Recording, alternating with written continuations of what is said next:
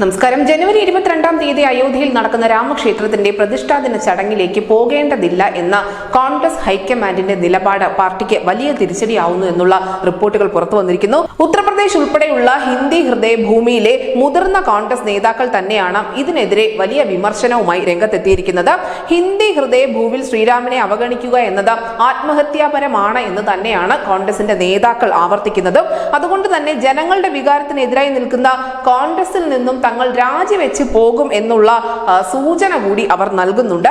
ഈ കഴിഞ്ഞ മകരസംക്രാന്തി ദിനത്തിൽ വലിയ വിഭാഗം കോൺഗ്രസ് നേതാക്കളും അവിടെ രാമക്ഷേത്രത്തിൽ ദർശനം നടത്തിയിട്ടുണ്ടായിരുന്നു.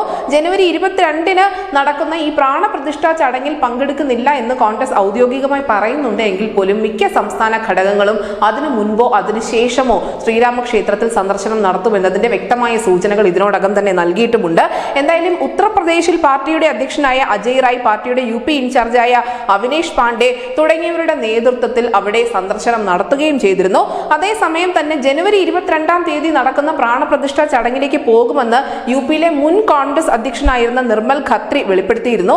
രാമഭക്തനായിരിക്കുന്നത് ഒരു പാപമല്ല എന്നുകൂടി ഖത്രി പറയുന്നുണ്ട്. എന്തായാലും മുതിർന്ന നേതാക്കളൊക്കെ തന്നെയും പാർട്ടിയുടെ ഈ നിലപാടിനെ അതിശക്തമായി തന്നെ വിമർശിച്ചുകൊണ്ട് രംഗത്ത് വരുമ്പോൾ തീർച്ചയായും വരുന്ന ലോക്സഭാ തെരഞ്ഞെടുപ്പിൽ ഉത്തർപ്രദേശ് അടക്കമുള്ള സംസ്ഥാനങ്ങളിൽ കോൺഗ്രസിന് വലിയ സമ്മർദ്ദം അല്ലെങ്കിൽ വലിയ ഒരു വെല്ലുവിളി നേരിടേണ്ടി വരും എന്ന കാര്യം ഉറപ്പാണ്. ഈ ദക്ഷിണേന്ത്യൻ കോട്ട കാക്കുന്നതിന് വേണ്ടി ഇവിടെ നിന്നുള്ള നേതാക്കളുടെ സമ്മർദ്ദ തന്ത്രത്തിന്റെ ഫലമായി മാത്രമാണ് നിലവിൽ കോൺഗ്രസിന് ഇത്തരത്തിലുള്ള ഒരു നിലപാട് സ്വീകരിക്കേണ്ടി വന്നത്.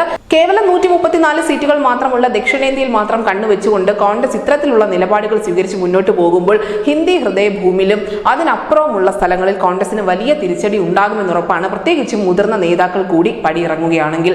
News desk India Malayalam.